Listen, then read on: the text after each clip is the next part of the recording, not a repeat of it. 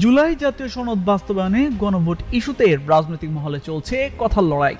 বিশেষ করে গণভোটের দিনক্ষণ নিয়ে শুরু হয়েছে মূল টানাপোড়েন।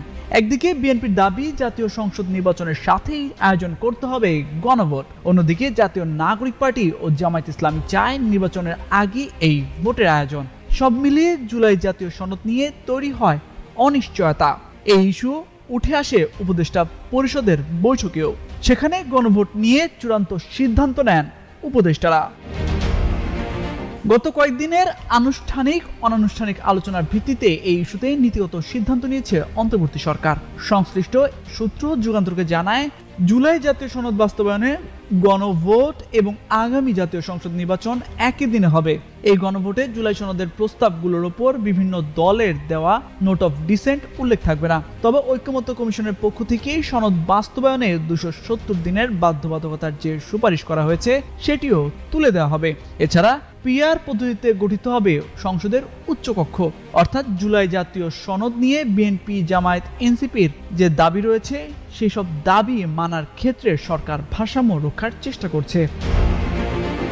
সোমবার রাজধানীর তেজগাঁওয়ে প্রধান উপদেষ্টার কার্যালয়ে অনুষ্ঠিত উপদেষ্টা পরিষদের জরুরি সভায় উল্লেখিত এইসব বিষয়ে বিস্তারিত আলোচনা হয়। তবে এখনই এইসব সিদ্ধান্ত চাপিয়ে দিয়ে দলগুলোর সঙ্গে সরাসরি বিরোধে যেতে চায় না সরকার। এজন্যই দলগুলোকে নিজেদের মধ্যে আলোচনা করে সিদ্ধান্ত জানাতে কমপক্ষে 1 সপ্তাহের সময় দেওয়া হয়েছে। এদিকে উপদেষ্টা পরিষদের বৈঠক শেষে প্রধান উপদেষ্টার কার্যালয়ে আইন উপদেষ্টা ডক্টর আসিফ নজরুল সংবাদ সম্মেলনে কথা বলেন। তিনি জানান, গণভোট নিয়ে রাজনৈতিক দলগুলোর মধ্যে মতভেদ রয়েছে। এই অবস্থায় গণভোটের সময় বিষয়বস্তু এবং সনদে উল্লেখিত ভিন্ন মতের বিষয়ে পদক্ষেপ নিতে ফ্যাসিবাদ বিরোধী আন্দোলনে অংশ নেওয়া দলগুলোকে নিজেদের মধ্যে আলোচনা করে দ্রুত সময়ে সরকারকে প্রস্তাব দিতে হবে। সম্ভব হলে 1 সপ্তাহের মধ্যে জানাতে হবে সিদ্ধান্ত। তা না হলে সরকার পরবর্তী সিদ্ধান্ত নেবে।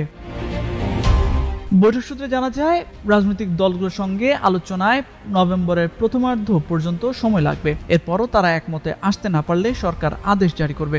অন্যদিকে জামায়াত ইসলামীর দাবি নভেম্বরের মধ্যে গণভোট করতে হবে, ফলে এই সময়ের মধ্যে গণভোট করা অসম্ভব। আবার ডিসেম্বরের প্রথম সপ্তাহে ত্রয়োদশ জাতীয় সংসদ নির্বাচনের তফসিল ঘোষণা করবে নির্বাচন কমিশন। আর ফেব্রুয়ারির প্রথমার্ধে অনুষ্ঠিত হবে জাতীয় নির্বাচন। সব মিলে জাতীয় নির্বাচনের সঙ্গে একই দিনে করতে হবে গণভোট।